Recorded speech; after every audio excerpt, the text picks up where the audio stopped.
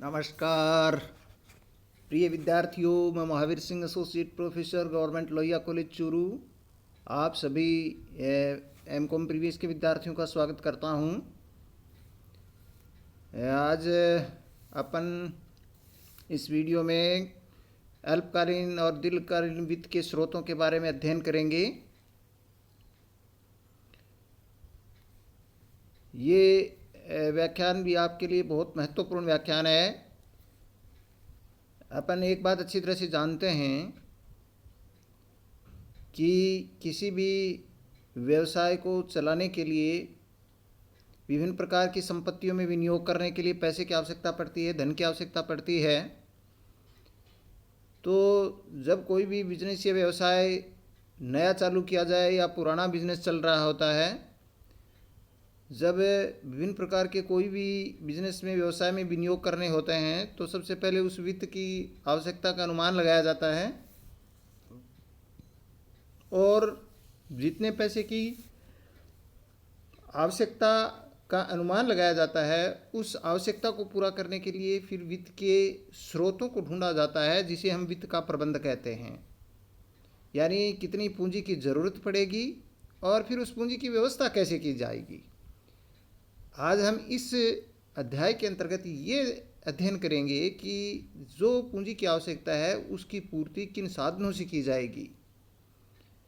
तो जिन साधनों से वित्त की व्यवस्था की जाए या वित्त का प्रबंध किया जाए, उन्हीं साधनों को वित्त का स्रोत कहते हैं। और इसके अंतर्गत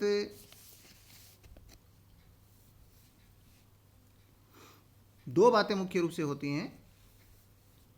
एक तो ये जो वित्त के स्रोत हैं वो वित्त के स्रोत ऐसे होते हैं जिन की व्यवस्था करने के पीछे मकसद जो है, उद्देश्य है, वो ऐसी संपत्तियों में विनियोग करना होता है जिनका रिटर्न किसी लंबे समय तक मिलता रहता है, जिनको हम स्थायी संपत्तियां कहते हैं।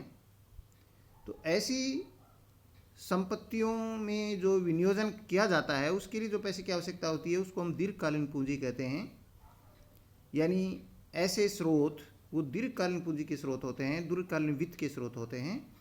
दूसरे प्रकार की जो पूंजी होती है जिसको अल्पकालीन उद्देश्य के लिए आवश्यकता होती है उसको हम कार्यशील पूंजी कहते हैं। और इस कार्यशील पूंजी की अधिकांश व्यवस्था जो होती है वो अल्पकालीन स्रोतों से या कम समय के स्रोतों से कर ली जाती है, तो उसे हम अल्पकालीन वित्त के स्रोत कहते हैं।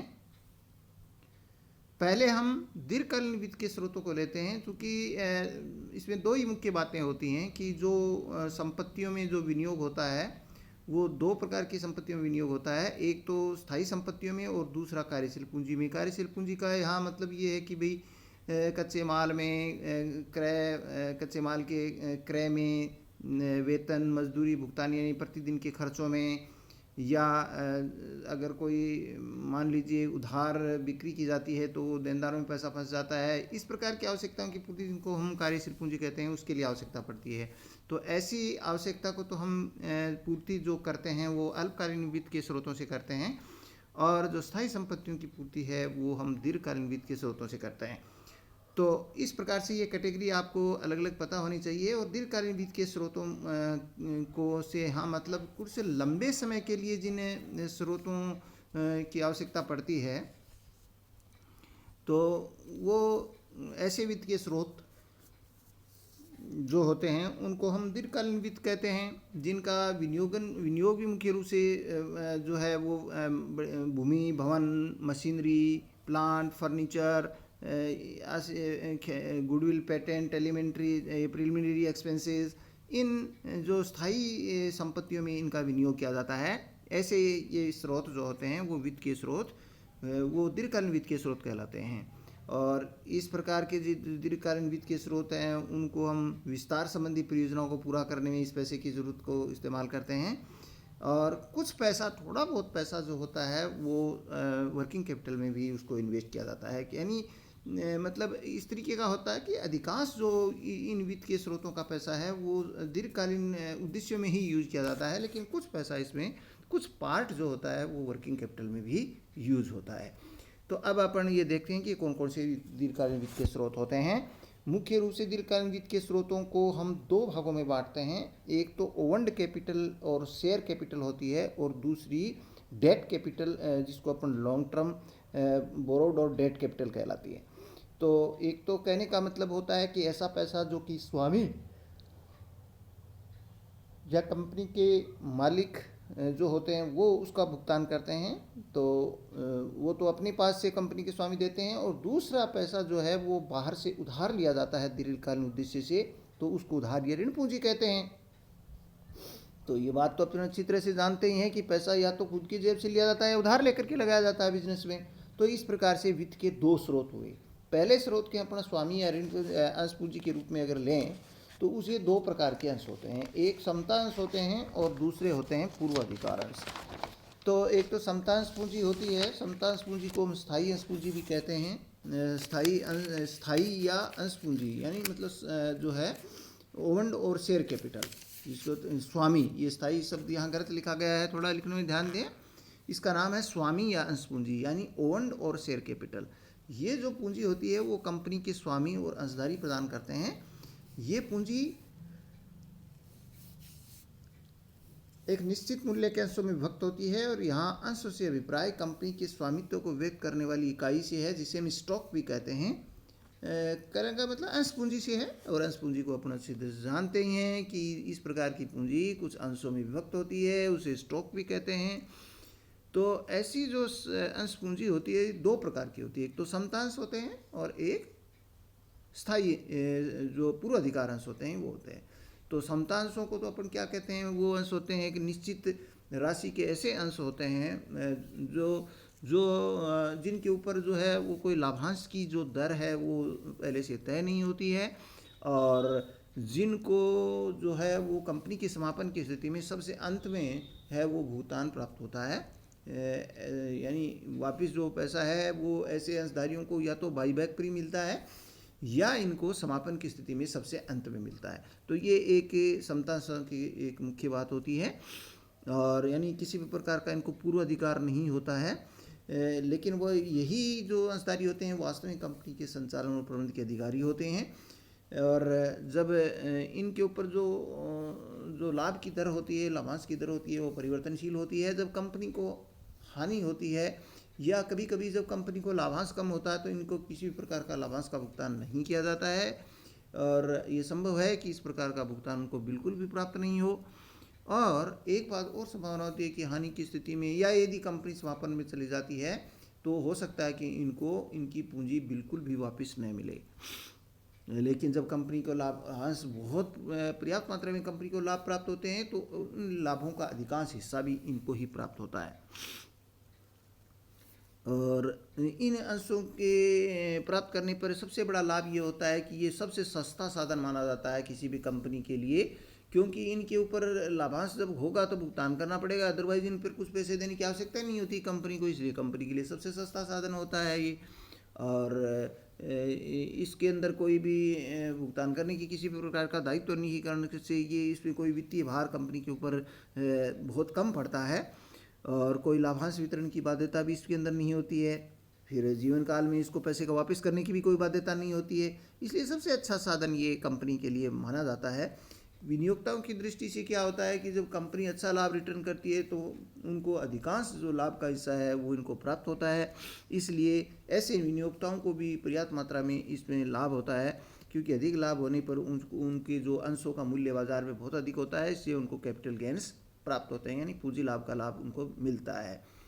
इस प्रकार के अंशों की हानियाँ जो होती हैं वो ये होती हैं कि ऐसे समतांशों के ऊपर कंपनी जो होती है वो चूँकि जब कंपनी द्वारा इस स्रोत को प्रबंध करने पर कुछ व्यक्ति ही हैं वो उनके हाथों में ये कंपनी का नियंत्रण चला जाता है, और इसके कारण से ऐसे कंपनी के अंशों की सट्टेबाजी को भी बड़ा प्रोत्साहन मिल सकता है, क्योंकि ये बाजार में अंशों को करने के लिए मताधिकार जुटाने पर क्षमता पर व्यापार का लाभ नहीं मिल पाता है।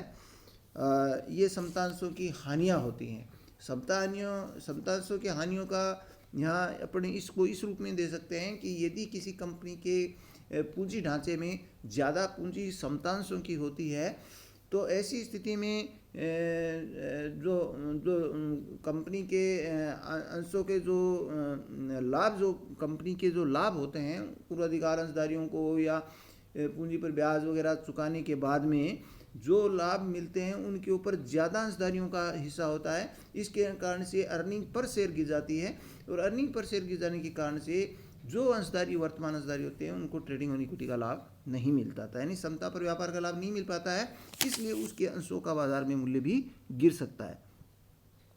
तो ये कंपनी के अंशों की सट्टेबाजी इसके कारण से ज़्यादा इसमें इन्वॉल्व हो जाते हैं और विनियोक्ताओं की दृष्टि से भी लाभांश की अनिश्चितता रहती है, इसलिए जो इन्वेस्टर्स होते हैं उनकी दृष्टि से भी ये स्रोत कोई अच्छी बात नहीं मानी जाती है, क्योंकि उनको ट्रेडिंग ऑन इक्विटी का लाभ नहीं मिल पाता है और इससे उनके अंशों की बाज़ार में गिर जाता है। और मंदी में तो ये बहुत ही ये जो है ये स्रोत सबसे खतरनाक जो है वो साबित हो सकता है, और क्योंकि इससे उनको पूंजीगत हानि की संभावना इन्वेस्टर्स को बहुत ज़्यादा रहती है। सीधी सी बात है कि भाई जब मंदी का टाइम होता है तो सबसे ज़्यादा हिट क्या होगी, वो कंपनी के सारे जो लाभ हैं वो गिर जाएंगे, बिक्री नहीं होगी, गिर जाएंगे और लाभ गिर जाएंगे तो उनके शेयर के बाज़ार में कीमत गिर जाएगी और इससे इन्वेस्टर्स को नुकसान होगा।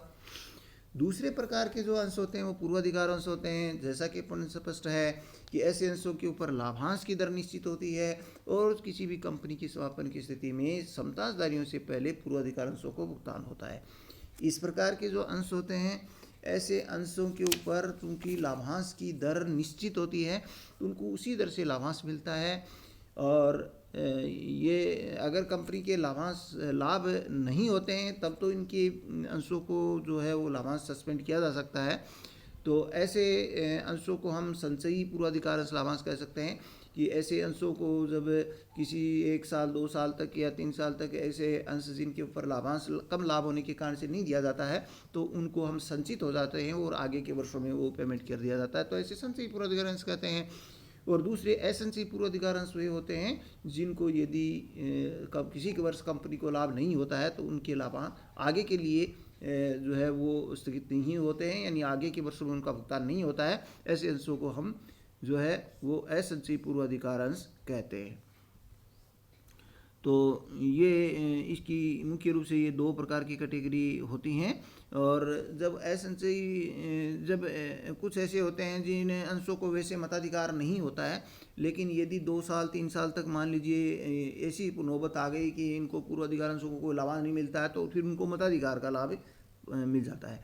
कुछ इस प्रकार के पूर्वाधिकार अंश भी होते हैं जो परिवर्तनीय होते हैं। परिवर्तनीय पूर्वाधिकार अंश का मतलब होता है कि ऐसे अंशों को पूर्वाधिकार अंशों को समतांशों में कुछ समय के बाद में बदल दिया जाता है। तो पूर्वाधिकार अंश हो गए वो परिवर्तनीय हो गए, जिनको नहीं बदला जाता वो अपरिवर्तनीय हो गए। इसी तरीके से वैसे पहले सौदे और असौदे पूर्वाधिकार अंश भी होते थे, हालांकि अब ये मैंडेटरी हो गया कि कंपनी को कुछ निश्चित अवधि के बाद में उनको है वो मैंडेटरीली उनको है वो रिडीम करना पड़ेगा, उनका शोधन करना पड़ेगा। इसलिए असौदे पूर्वाधिकार अंश तो कंपनी अपने जीवन काल में जारी कर ही नहीं सकती। पूर्वाधिकार अंशों के लाभ क्या होते हैं, पूर्वाधिकार अंशों के जो फ़ायदे क्या होते हैं, एडवांटेजेस क्या होते हैं, ये बहुत स्पष्ट बात है। सीधी सी बात ये है कि ऐसे पूर्वाधिकार अंश ये होते हैं जिनसे जो है वो सस्ते में पूंजी उपलब्ध हो जाती है और कंपनी के किसी भी प्रकार के प्रबंध नियंत्रण में उसका हस्तक्षेप नहीं होता है और उनको कोई अतिरिक्त लाभांश की भी वो मांग नहीं कर सकते हैं और उनके ऊपर जो है वो एक धन जुटाने के लिए एक बहुत आसान सा साधन है ये।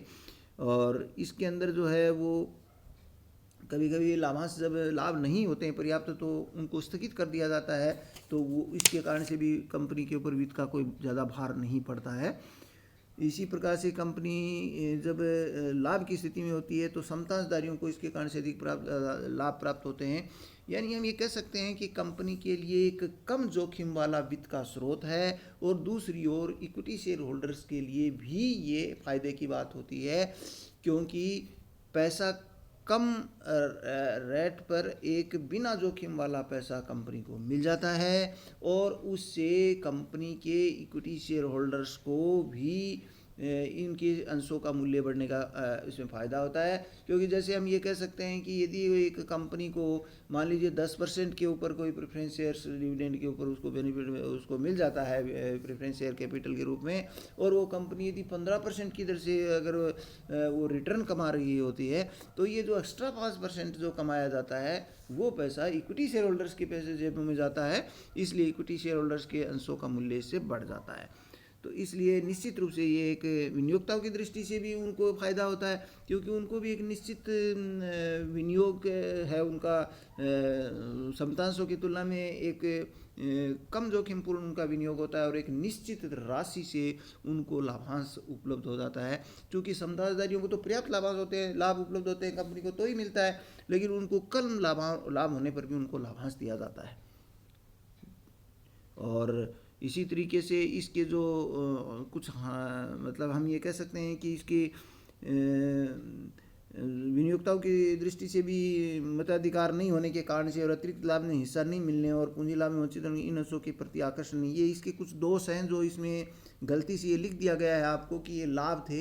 एक्चुअल में इसको आप करेक्ट कर लेना, ये पूर्वाधिकार अंशों के डिसएडवांटेजेस है। पूर्वाधिकार अंश पूंजी की हानियाँ हैं। ये डिसएडवांटेजेस जो हैं वो क्या होते हैं, क्योंकि इसका एक सबसे बड़ा डिसएडवांटेज हम ये कह सकते हैं कि ये एक निश्चित भार हर साल कंपनी द्वारा भुगतान करने की जो दायित्व है उसके कारण से एक कंपनी के ऊपर भार पड़ता है। जब यदि कोई कंपनी लाभांश पूर्वाधिकारों पर नहीं देती है तो कंपनी की साख यानी उसकी क्रेडिट मार्केट में गिर जाती है। ये एक सबसे बड़ा इसका दुष्प्रभाव पड़ता है कि आपको एक निश्चित लाभांश देने की गारंटी आप दे रहे हो कि आपको दिया ही जाएगा, और फिर भी आप उसको नहीं दे पाते हो तो कंपनी की साख बाजार में गिर जाती है। दूसरी बात, एक बहुत इंपॉर्टेंट बात होती है कि अगर मान लीजिए ब्याज अगर पेमेंट होता है तो ब्याज तो एक खर्चे के रूप में प्रॉफिट एंड लॉस अकाउंट में दिखाया जाता है और उसके ऊपर कर की बचत का लाभ मिल जाता है। लेकिन चूंकि पूर्वाधिकार अंश होते हैं, इनको खर्चे के रूप में घटाया नहीं जा सकता, इसलिए इनके ऊपर भी टैक्स में कर में बचत का कोई फ़ायदा इसमें मिलता नहीं है। ये भी एक इसका सबसे बड़ा दोष होता है, और इसके कारण से ये थोड़ा सा कॉस्टली साधन माना जाता है ऋण ऋण पूंजी की तुलना में। और विनियोक्ताओं को भी क्या है कि नहीं तो इसमें मताधिकार का पर्याप्त उसमें फ़ायदा मिलता है, मताधिकार का फ़ायदा भी इसमें नहीं मिलता है। और इसी तरीके से कोई एक्स्ट्रा, जैसे मैंने कहा कि 10% लाभ कमाते, वो 10% फिक्स हो गया वही मिलेगा। जब कंपनी ज़्यादा लाभ कमाती है तो अतिरिक्त हिस्सा उनको नहीं मिलता है। तो इसलिए हालांकि कभी कभी पार्टिसिपेटिंग और नॉन पार्टिसिपेटिंग प्रेफरेंस शेयर जब जारी किए जाते हैं तो ये संभव हो सकता है कि उनको कुछ हिस्सा जो है अतिरिक्त हिस्सा भी उनको समतांशधारियों को निश्चित राशि देने के बाद उनको मिले। तो ये एक व्यवस्था अंतर नियमों में की जा सकती है। और ये जो है वो इसके कुछ दोष के रूप में हम इनको कह सकते हैं। फिर भी ये कंपनी के लिए एक कम जोखिमपूर्ण और एक सस्ता साधन जो है वित्त का माना जाता है पूर्वाधिकार अंशों को। दूसरी पूंजी अपन ऋण पूंजी के रूप में लेते हैं। ये जो ऋण पूंजी या उधार पूंजी होती है, इसके मुख्य रूप से एक ही इसकी खासियत होती है कि ऋण पूंजी के ऊपर एक निश्चित रूप से ब्याज देना पड़ता है, और जो ऋण होता है उसको एक तरह से गारंटी के रूप में एक हम ये कह सकते हैं कि मोर्गेज के रूप में इनके ऊपर कोई संपत्तियां गिरवी रखी जा सकती हैं और नहीं भी रखी जा सकती हैं। मोस्टली जो दीर्घकालीन के ऋण होते हैं उनके ऊपर कंपनी की कोई संपत्ति उपहार के रूप में रखी हुई होती हैं। ब्याज निश्चित रूप से हर साल दिया जाता है, गारंटेड देना होता है, और क्योंकि उसके ऊपर संपत्तियों का जो है वो प्रभार दिया हुआ होता है, इसलिए उन पर ब्याज दिया जाता है हर साल का। और ये जो है वो इनके जो स्रोत के रूप में अपन क्या क्या मानते हैं, मुख्य रूप से डिबेंचर्स, जो कि एक ऐसी कंपनी ही जारी करती है जो पूर्व में स्थापित होती है, जो बाज़ार में पहले से प्रचलित होती है, उसी के ऋण पत्र के रूप में जारी करती है। इसी तरीके से दीर्घकालीन के ऋण लिए जाते हैं, बॉन्ड लिए जाते हैं, और स्थायी जो फिक्स डिपॉजिट्स होते हैं, स्थायी निक्षेप होते हैं, उनको अपन कह सकते हैं जो कि है वो दीर्घकालीन जो ऋण पूंजी के रूप में इनको स्रोत के रूप में हम मानते हैं। इसके मुख्य रूप से तो इसके जो है वो दो ही इसके प्रकार हैं जो अपन कह सकते हैं कि एक तो ऋण पत्र होता है, और ऋण पत्र जो होते हैं वो जैसे मैंने अभी बताया कि पूर्व में स्थापित कोई कंपनी होती है वो इस प्रकार के ऋण पत्रों को जारी करती है। ये एक प्रकार से वो एक प्रमाण पत्र होते हैं कंपनी द्वारा जारी करने वाले, जो कंपनी की सार्वमुद्रा से जारी किए जाते हैं, और उसमें एक निश्चित तिथि पर मूल राशि से पर उनको लौटाने का व्यवस्था होती है, और प्रति वर्ष या अर्धवार्षिक रूप से उनके ऊपर ब्याज देय होता है कंपनी के द्वारा। तो ऐसे ऋण पत्रों को उस समय तक उन पर ब्याज दिया जाता है जब तक कि उनके ऊपर उनका अंतिम भुगतान वापस नहीं कर दिया जाता है। और ये जो ऋण पत्र होते हैं उन उन वो कंपनी द्वारा एक सार्वमुद्रा मुद्रा के दिन जारी किए जाते हैं, और एक निश्चित प्रतिशत से उन पर ब्याज देय होता है, और ये एक निश्चित अवधि के बाद उनको लौटा दिया जाता है उनका पैसा। कंपनी को लाभ हो या न हो, हानि हो तो भी ब्याज का भुगतान करना पड़ता है। और कंपनी की समापन की स्थिति में समतांशधारियों और पूर्व अधिकारांशधारियों से पहले इनका वापस भुगतान होता है। इनका कंपनी के प्रबंधन में किसी भी प्रकार का हस्तक्षेप नहीं होता, यानी वो किसी भी प्रकार से शेयर होल्डर्स की मीटिंग में पार्टिसिपेट नहीं कर सकते, उनको जो है वो कोई भी उनको वोटिंग राइट नहीं होता है। और इस प्रकार के ऋण पत्रों के भी कई प्रकार होते हैं, जैसे रेडीमेबल, इरेडीमेबल, सौदे, असौदे, परिवर्तनीय, अपरिवर्तनीय। यानी परिवर्तनीय या अपरिवर्तनीय मतलब समतांशों में उनका परिवर्तन किया जा सकता है, नहीं किया जा सकता है, उनका जीवन काल में शोधन किया जाएगा, नहीं किया जाएगा। कुछ के ऊपर फिक्स्ड प्रभार होता है संपत्तियों का, कुछ चल प्रभार वाले होते हैं, फ्लोटिंग चार्ज वाले होते हैं। इसी प्रकार से कुछ कोलेटरल डिबेंचर्स भी जारी किए जाते हैं, कुछ शून्य कूपन ऋण पत्र यानी जीरो कूपन बॉन्ड्स भी होते हैं। तो इस तरीके से ये इनके कुछ प्रकार जो होते हैं ऋण पत्रों के रूप में होते हैं, या ऋण पत्र या बॉन्ड जिनको कहते हैं, बंधक पत्र और ऋण पत्र, ये दोनों ही इस कैटेगरी के अंतर्गत सम्मिलित कर सकते हैं। ऋण पत्रों के लाभ क्या होते हैं?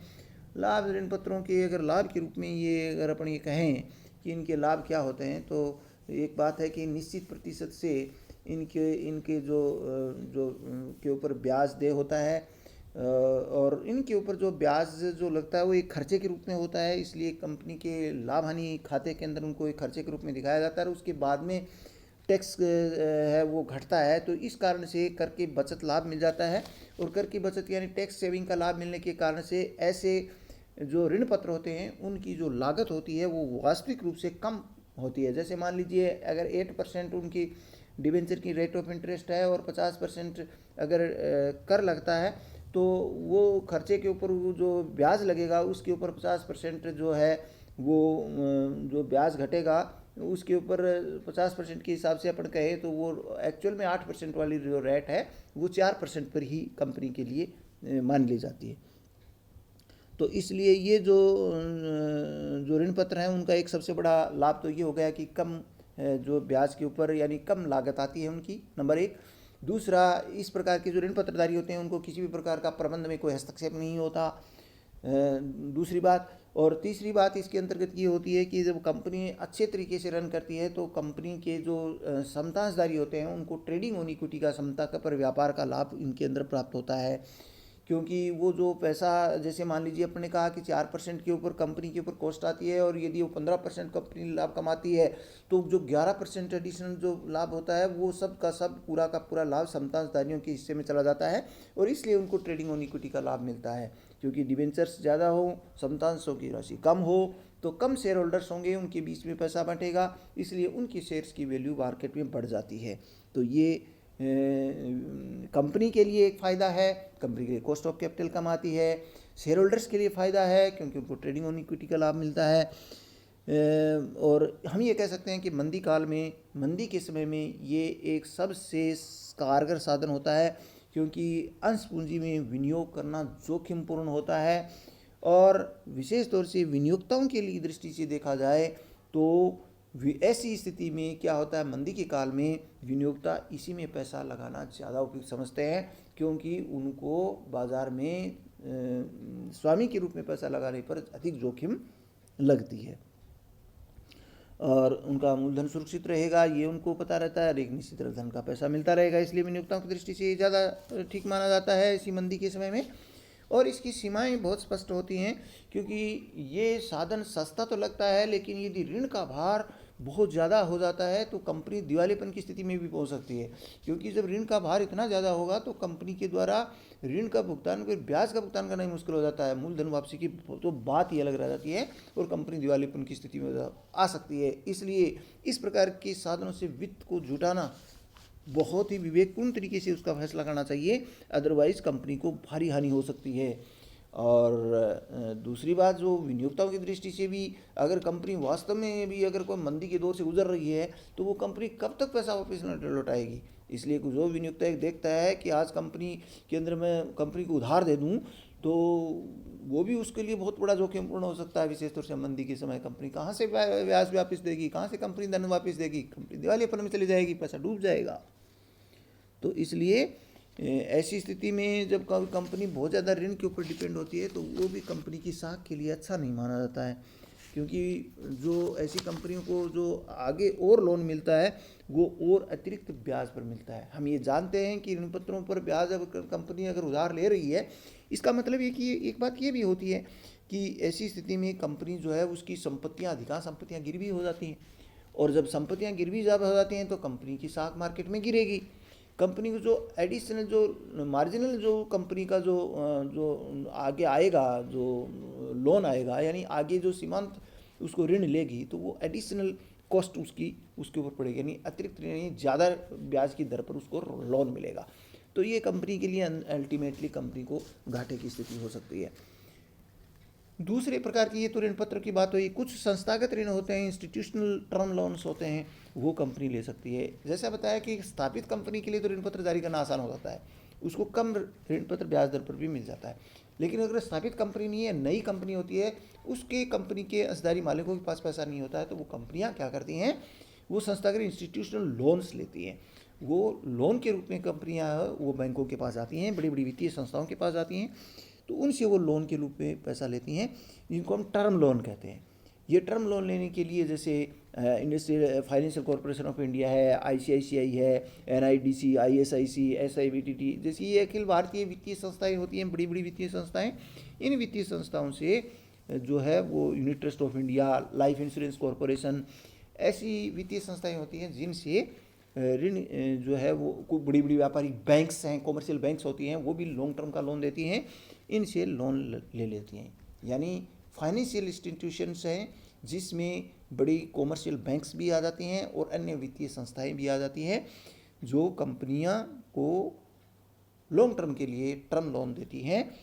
तो वो उनसे लोन की व्यवस्था की जा सकती है, उनके ऊपर भी ब्याज दे होता है, उनके ऊपर ब्याज अपेक्षाकृत डिवेंचर से हाई रेट से उन पर ब्याज मिलता है, क्योंकि डिवेंचर्स तो एक तरह से स्थापित कंपनियां होती हैं, उनके ऊपर हर कोई व्यक्ति जो है वो उनके ऊपर धन लगाता है तो सस्ते में मिल जाता है पैसा। लेकिन वित्तीय स्रोत जब दूसरे होते हैं वित्तीय संस्थाओं से, उनके ऊपर हायर रेट ऑफ इंटरेस्ट पर ब्याज जो है वो कंपनियों को लेना पड़ता है, उधार लेना पड़ता है। ये प्राय जो है वो ऋण 1 वर्ष से लेकर के 10 वर्ष तक की अवधि की दीर्घकालीन ऋण है वो उपलब्ध होते हैं। ये अपने दो मुख्य रूप से स्रोत देखे, एक तो स्वामी पूंजी के रूप में और एक ऋण पूंजी के रूप में। ये वित्त के अल्पकालीन दीर्घकालीन स्रोत थे। वित्त के अल्पकालीन स्रोत होते हैं वो अपने को अब ये देखने हैं। हम वित्त के अल्पकालीन स्रोत के रूप में अगर अपन सीधा सीधा समझना चाहें तो वो ये बात हुई गई कि जब एक कंपनी की बैलेंस शीट अपन बनाते हैं तो कंपनी की जो बैलेंस शीट के अंदर ऊपरी ऊपर अपने शेयर कैपिटल और ये जो लॉन्ग टर्म डेट्स लिखते हैं वो तो हो गए दीर्घकालीन स्रोत। और अब अल्पकालीन स्रोत को अंतर्गत अपन मुख्य रूप से करंट लाइबिलिटीज़ को ले सकते हैं। अगर अपन मोटे तौर पर कहें कि करंट लाइबिलिटीज़ होती हैं वही वित्त के अल्पकालीन स्रोत होते हैं, तो ये अल्पकालीन स्रोत के रूप में अपन इनको इस प्रकार से डिफाइन कर सकते हैं। और ऐसे लोन जो लगभग 1 वर्ष की अवधि के लिए जो जिन स्रोतों की व्यवस्था की जाती है वो अल्पकालीन वित्त के स्रोत होते हैं। इस प्रकार के अल्पकालीन वित्त के स्रोत जो होते हैं उनका उपयोग किस में किया जाता है, उनका उपयोग दिन प्रतिदिन के खर्चों के भुगतान करने के लिए किया जाता है। ऐसे वित्त के स्रोतों का उपयोग कच्चे माल या कहीं से निर्मित माल बाहर से खरीदने के लिए स्टॉक के रूप में किया जाता है, या इस प्रकार के स्रोतों का उपयोग यदि माल को उधार बेचा जाता है तो ऐसी स्थिति में देनदारों में जो पैसा फंसता है उसकी व्यवस्था करने के लिए किया जा सकता है। यानी हम ये कह सकते हैं कि इस प्रकार की व्यवस्था कार्यशील पूंजी के लिए की जाती है। कार्यशील पूंजी के लिए वित्त के अल्पकालीन स्रोतों का उपयोग किया जाता है। तो ऐसे स्रोतों को हम मुख्य रूप से कौन कौन से कहते हैं? ऐसे अल्पकालीन वित्त के स्रोतों में मुख्य रूप से पहला आता है पब्लिक जो डिपॉजिट्स होते हैं, यानी जन निक्षेप होते हैं। पब्लिक डिपॉजिट्स यानी जन निक्षेप के रूप में हम ये कह सकते हैं कि ये 1 वर्ष से 3 वर्ष के लिए एक तरह से फिक्स डिपॉजिट होती हैं। ये गैर बैंकिंग कंपनी द्वारा, यानी नॉन बैंकिंग कंपनी जो होती हैं, वो अपने कर्मचारियों में इस तरीके के जो है एफडी या डिपॉजिट्स के लिए वो कॉल करती हैं। कर्मचारियों में अपने ग्राहकों को, कर्मचारी और अपने ग्राहक और अंशधारियों से ये 1 से 3 वर्ष के लिए वो कहती हैं कि आप एफडी है और इसके ऊपर ब्याज दिया जाएगा, और वो अपेक्षाकृत तो थोड़ा ठीक ठाक सा ब्याज दिया जाता है बैंकों की तुलना में। तो वो एफडी के रूप में वो होते हैं, वो शॉर्ट टर्म के लिए होती हैं, 1 वर्ष से 3 वर्ष के बीच में। इसको हम पब्लिक डिपॉजिट्स कहते हैं। तो ये अच्छी साख वाली जो कंपनियां होती हैं वो इस तरीके की पब्लिक डिपॉजिट जारी करती हैं, क्योंकि ऐसी कंपनियों में कर्मचारी भी पैसा लगाएगा, ग्राहक भी पैसे लगा देंगे, और आमतौर से शेयर होल्डर्स होते हैं वो भी इसका पैसा लगाने के लिए तैयार रहते हैं। तो ऐसे को अपन पब्लिक डिपॉजिट्स कहते हैं। उनसे पैसा जुटाती है कंपनी, शॉर्ट टर्म है, 1 वर्ष से 3 वर्ष की अवधि के लिए। ये पूंजी प्राप्ति करने का एक सरल साधन है, सस्ता साधन है, ज़्यादा महंगा भी नहीं होता है, और इसके अंतर्गत किसी भी प्रकार की कंपनी को कोई इश्यू एक्सपेंसेस वगैरह नहीं करने पड़ते, कोई भी प्रारंभिक व्यय नहीं करने पड़ते, कोई भी किसी को कमीशन नहीं देना पड़ता अभिभावकों को। तो ये और इस प्रकार के जो जिनके पास इनको जारी किया जाता है उनका कोई हस्तक्षेप मैनेजमेंट में भी नहीं होता है। तो कितनी फ़ायदे की बातें होती हैं। तो ये अल्पकालीन कृषि से बहुत अच्छा साधन होता है ये, लेकिन ये फेयर वेदर फ्रेंड है, एक तरह से अच्छे दिनों का साथी होता है। यदि कंपनी को हानि या नुकसान होता है और तो दीर्घकालीन प्रयोजनें पूरी करनी होती हैं, तब ये साधन उपयुक्त नहीं माना जाता है। और कंपनियां ऐसे धन को फिर क्या करती हैं, सट्टेबाजी में प्रयोग करती हैं, और कंपनी के जो ऐसे इन्वेस्टर्स होते हैं उनको नुकसान भी हो सकता है। दूसरे इस प्रकार के, एक तो पब्लिक डिपॉजिट्स ले ले, दूसरे कॉमर्शियल बैंक्स जो होती हैं वो एक वित्त के स्रोत के रूप में अच्छा काम करती हैं। तो कॉमर्शियल बैंक किस प्रकार से जो है वो शॉर्ट टर्म फाइनेंस का काम करती हैं, इसको हम इस रूप में देख सकते हैं। यानी एक तो पब्लिक डिपॉजिट्स हुआ, एक कॉमर्शियल बैंक्स हुआ। तो कॉमर्शियल बैंक्स कैसे वित्त के साधन के रूप में काम करते हैं? जैसे एक तो ये है कि वो लोन दे देती है, शॉर्ट टर्म के लिए लोन दे देती हैं, शॉर्ट टर्म के लिए 1 से 3 साल के लिए या 1 वर्ष से कम अवधि के लिए विशेष तौर से अपन कह सकते हैं।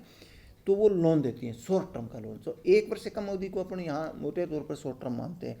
अभी पब्लिक डिपॉजिट्स का तो 1 साल से 3 साल के बीच का नाम दे दिया, लेकिन 1 साल से कम के लिए ही जो कमर्शियल बैंक जब लोन देती हैं वो तो अल्पकालीन लोन हुआ, और इनके ऊपर एक निश्चित रूप से जो है एक निश्चित दर से वो ब्याज वसूल करती हैं।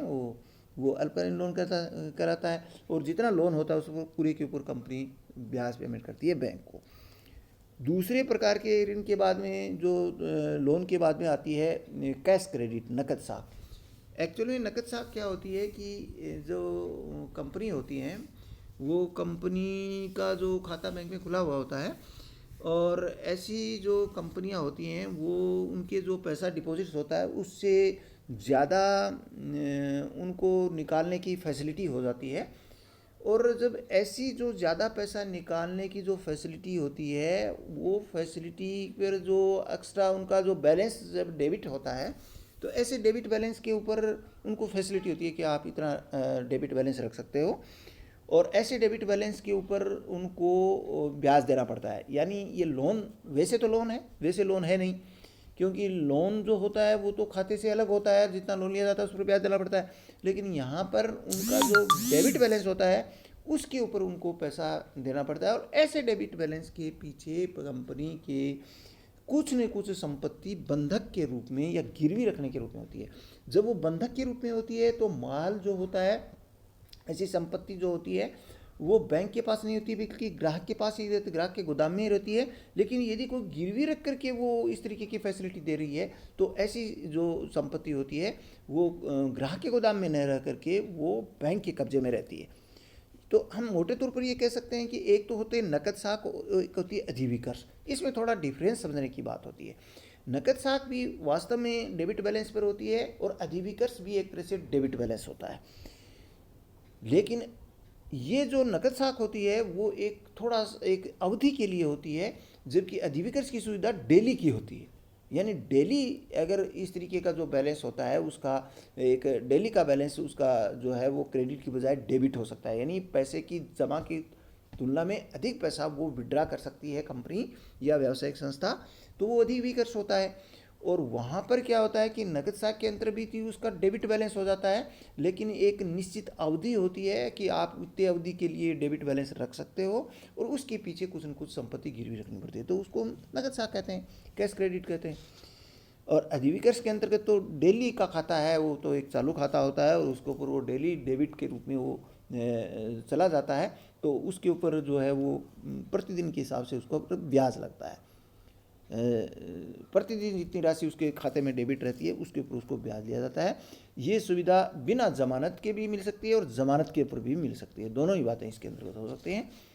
एक इसमें तो होता है डिस्काउंटिंग ऑफ बिल्स, तो ये बिल्स डिस्काउंटेड जो होती है उसके रूप में भी एक तरह से वित्त का स्रोत हो जाता है। जैसे क्या हुआ कि मान लीजिए किसी कंपनी के पास में जो है वो कुछ बिल्स हैं जिनको अपन कह सकते हैं कि बिल्स रिसीवेबल्स जैसे वगैरह होते हैं, बीआर वगैरह होते हैं। ये जो बिल होते हैं वो कंपनी संस्था से बना सकती है, बैंक से बना सकती है और बैंक इसको भट्टे के रूप में कुछ पैसा काटती हैं। निर्धारित अवधि के बाद में ये जो बिल होते हैं उनका पैसा वो उस पार्टी से बैंक लेती है जिस पार्टी ने ये बिल जारी किए हैं। जैसे मान लीजिए कंपनी ने अपने ग्राहकों को माल उधार बेचा था और फिर उसके जो बीआर आया उस बिल को जो उन ग्राहकों से जो जिनको उधार माल बेचा गया था उन ग्राहकों से जो बिल जारी किए गए थे उन्होंने एक्सेप्ट किए, वो बिल कंपनी बैंक से भुला लेती है, बैंक से उनसे बट्टा काटती है। निश्चित समय के बाद में वो बैंक उन ग्राहकों से पैसा लेने के लिए जाती है कंपनी के ग्राहकों से, और यदि वो पैसा नहीं देते हैं तो ऐसी स्थिति में जो है वो कंपनी से पैसा वसूल करती है। तो ये सुविधा जो होती है ये भी इससे भी कंपनी को वित्त की स्रोत मिल जाता है कुछ पैसा काट करके बिल को। तो ऐसे जो इनको हम बिल ऑफ एक्सचेंज, हुंडी, प्रतिज्ञा पत्र और अन्य साख पत्रों के रूप में हम कह सकते हैं कि वो बैंक से बनाए जा सकते हैं। एक लेटर ऑफ क्रेडिट होता है, साख पत्र होता है। साख पत्र एक्चुअल में क्या होता है कि ये साख पत्र हम ये कह सकते हैं कि जैसे बैंक का जो ग्राहक होता है, इस बैंक के ग्राहक को एक सुविधा दी जाती है और ये सुविधा क्या जाती है कि बैंक के ग्राहक जो होते हैं, बैंक अपने ग्राहकों को एक सुविधा देती है कि वो अपने ग्राहकों के जो ग्राहकों को जो उधार बेचने वाले होते हैं, यानी ग्राहकों के जो क्रेडिटर्स होते हैं, भावी क्रेडिटर्स, उनको उनके लिए वो एक साख पत्र देती है कि आप बैंक के ग्राहकों को माल उधार बेच दो। यदि बैंक का वो ग्राहक पैसा नहीं दे पाएगा तो बैंक उसका पैसा देगी। यानी एक तरह से हम कह सकते हैं कि वो क्रेडिटर की फैसिलिटी अवेलेबल कराती है अपने ग्राहकों को। वो एक गारंटी देती है बैंक के ग्राहकों के क्रेडिटर्स को ये फैसिलिटी देती है कि आप अगर बैंक के उन ग्राहकों को माल, यानी कंपनी को, एक तरह से हम कंपनी को या ग्राहक मान लें तो कंपनी के लिए वो ये एक साख पत्र जारी करती है कि यदि कंपनी उस माल उधार बेचे माल को पैसा पेमेंट नहीं करेगी तो बैंक पेमेंट करेगा। तो ये लेटर ऑफ क्रेडिट है वो जारी करती है। वास्तव में वो एक जो अच्छी कंपनियां होती हैं जिनकी बाज़ार में बहुत अच्छी साख होती है उनके लिए लेटर ऑफ क्रेडिट जारी करती है। कोई भी बैंक जो होती है उनके लिए लेटर ऑफ क्रेडिट जारी करती है कि यदि कंपनी पैसा नहीं दे पाएगी तो वो पैसा बैंक पेमेंट करेगी। तो ये एक तरह से गारंटी के रूप में पत्र होते हैं और इस प्रकार के एक तरह से मध्यस्थता का काम है वो कंपनी करती है और उनको ये साख मिल जाती है, यानी उधार माल को खरीदने की सुविधा कंपनी को मिल जाती है। तो ये एक साख पत्र है, ये वास्तव में अल्पकालीन वित्त के स्रोत के रूप में काम करते हैं। इसके बाद में आती है ट्रेड क्रेडिट, व्यापारिक साख। तो ये ऊपर वाली ये जो चीज़ें थी इनमें तो सब में अपने बैंक्स काम किए, इसलिए व्यापारिक बैंक इसमें जो है ये साख उत्पन्न करते हैं या वित्त का स्रोत उपलब्ध करवाते हैं। अब व्यापारिक साख होती है। व्यापारिक साख के अंदर में ट्रेड क्रेडिट के रूप में मोटे रूप में ये कह सकते हैं कि ऐसी जो साख होती है वो एक तरह से हम ये कह सकते हैं कि माल को उधार बेचना, ये व्यापारिक साख होती है। माल उधार खरीदना व्यापारिक साख के रूप में कह सकती है। यदि कोई पैसा कुछ समय तक पेमेंट नहीं करना पड़ा, यानी माल उधार खरीदा, तो ऐसा जो जो साख होती है वो व्यापारिक साख होती है। ये लगभग 15 दिन से लेकर के 3 महीने तक के लिए माल उधार खरीदा जा सकता है। तो ये दो प्रकार से ये हो सकती है। एक तो जैसे माल को खरीदा और फिर तय अवधि के बाद में भुगतान की सुविधा मिली। दूसरी इस तरीके की साख में क्या हुआ कि माल उधार खरीदा और जो जिससे माल उधार खरीदा उसने एक बिल लिखा, कंपनी ने या उधार खरीदने वाले ने उसको स्वीकार किया, जिसको हम बीपी कहते हैं, बिल्स पेएबल कहते हैं। तो ये बिल्स पेएबल की उसको फैसिलिटी मिली। तो एक तरह से ये इसके अंदर जो है वो एक विनिमय पत्र के रूप में उसको ये सुविधा मिल गई। तो ये बिल्स ऑफ एक्सचेंज या प्रोमिजनरी नोट, जिसको प्रतिज्ञा पत्र में स्वीकृत करके इसका आपूर्तिकर्ता को दे दिया जाता है और परिपक्वता पर इसका भुगतान करने पर विनिमय पत्र या प्रतिज्ञा पत्र को वापस ले लिया जाता है। तो ये जो सुविधा होती है इसको अपन व्यापारिक साख के रूप में इसको अपन कह सकते हैं। तो ये एक व्यापारिक साख, एक तरह से हम क्रेडिटर की फैसिलिटी अवेलेबल होना ही इसको हम व्यापारिक साख कहते हैं। एक वाणिज्यिक पत्र होता है जिसको हम कॉमर्शियल पेपर कहते हैं। कॉमर्शियल पेपर के अंतर्गत ये क्या होता है, ऐसे में ये एक ऐसा एक प्रोमिसरी नोट या एक प्रतिज्ञा पत्र के रूप में होता है जो कि एक व्यावसायिक संस्था है वो अल्प अवधि के लिए 7 दिन से 90 दिन के लिए ही स्वीकृत करती है। यानी एक अल्प अवधि का एक लोन लेना कह सकते हैं इसको हम। अल्प अवधि के लिए लोन किससे लेना, किसी भी से भी, ग्राहक से भी लिया जा सकता है ये लोन, या जो है वो किसी भी आम पब्लिक से या जनता से अल्प अवधि के लिए कोई कर्जा ले लेना एक तरह से, और एक नोट जारी कर देना, उधार ले लेना, एक कागज़ जारी कर देना कि वो इतने समय के बाद में आपको ये पैसा वापस कर देगी और उसके ऊपर हो सकता है एक कुछ राशि ब्याज के रूप में भी ले ली जाए। तो ये इस तरीके का जो एक कोई नोट जो अल्प अवधि के लिए जारी किया जाता है उसको हम कॉमर्शियल पेपर कहते हैं, वाणिज्यिक पेपर कहते हैं। तो इसका भुगतान एक परिपक्वता के बाद में कर दिया जाता है और अच्छी साख वाली कंपनियां ही इस प्रकार के वाणिज्यिक पत्र जारी करती हैं। और एक अन्य अवधि 7 दिन के लिए ये स्वीकृत किया जाता है। तो ये एक तरह से एक प्रोमिसरी नोट के रूप में, एक प्रतिज्ञा पत्र के रूप में ही ये जो है वो वाणिज्यिक पत्र होता है। और अच्छी साख वाली कंपनियां इस वित्त के स्रोत का लाभ उठाती हैं। एक पैसे की व्यवस्था एडवांस मनी प्राप्त करके ग्राहकों से की जा सकती है। बहुत अच्छी साख वाली जो कंपनियां होती हैं वो अपने कस्टमर से उनको माल सप्लाई करने से पहले एडवांस मनी लेती हैं। तो जब तक माल को सप्लाई नहीं कर दिया जाता है तब तक वो इस प्रकार का एडवांस मनी उनको बिना ब्याज के मिल जाता है या कम ब्याज के दर पर भी उपलब्ध हो जाता है कि वो कहते हैं कि एडवांस मनी पर भी आपको ब्याज देंगे। ऐसी व्यवस्था कम होती है। जब एडवांस मनी लेती हैं, माल जब तक सप्लाई नहीं किया जाता है वो एडवांस लेती है, उनकी टर्म्स एंड कंडीशंस में होता है कि वजह से माल एकाधिकार वाली कंपनियां हैं उनके पास माल तैयार नहीं है अभी और एडवांस बुकिंग कर रही हैं, तो उस एडवांस बुकिंग का फ़ायदा मिल गया उनको, बिना ब्याज के पैसा मिल गया उनको। तो उनकी एडवांस जो मनी उनसे ग्राहकों से मिली वो भी एक उनको जो है वो एक अल्पकालीन वित्त के स्रोत के रूप में ये बिना ब्याज के पैसा मिल गया। इसी तरीके से अपन लायबिलिटी साइड की कुछ अन्य आइटम लेते रहे, जैसे प्रोविजन फॉर टैक्स है। इसी तरीके से जैसे डेप्रिसिएशन का आयोजन है। कुछ ऐसे आउटस्टैंडिंग एक्सपेंसेस हैं जो अभी पेमेंट किए जाने थे लेकिन पेमेंट नहीं किए गए हैं, बकाया हैं। तो जब तक वो उनका भुगतान नहीं कर दिया जाता है तब तक वो बकाया हैं। तो हमने लिंगर ऑन कर दिया पेमेंट को।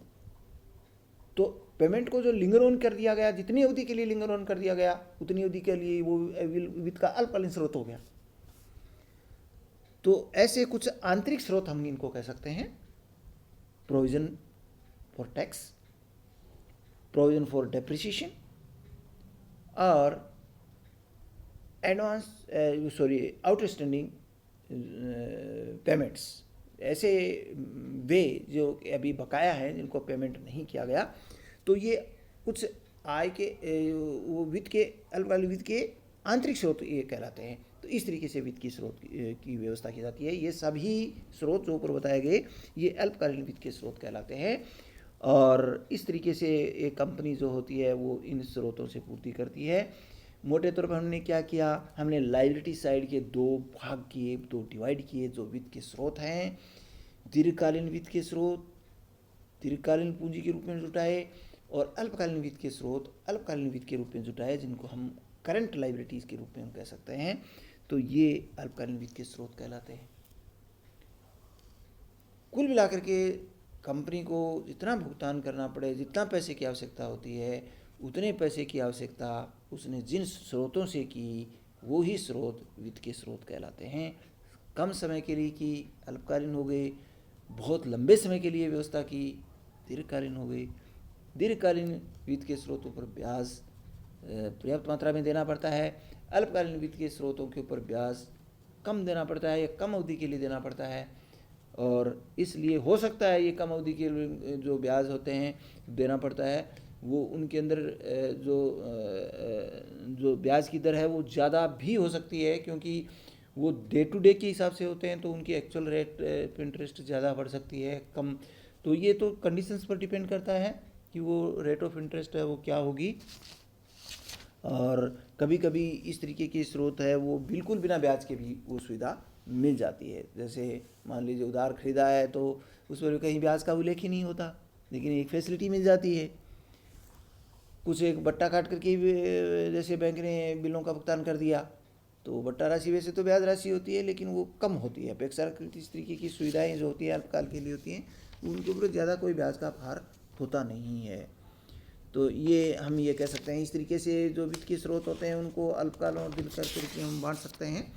तो ये एक महत्वपूर्ण अपन अध्याय आज इसको देखा है। तो इसको आप जो है वो कुछ जैसे जो है वो इसके टेक्स्ट रूप में आप डिस्क्रिप्शन बॉक्स में अगर जाएंगे तो आपको गूगल ड्राइव लिंक के रूप में आपको इसका पूरा जो है वो PDF आपको उपलब्ध हो जाएगा। नमस्कार, बहुत बहुत धन्यवाद।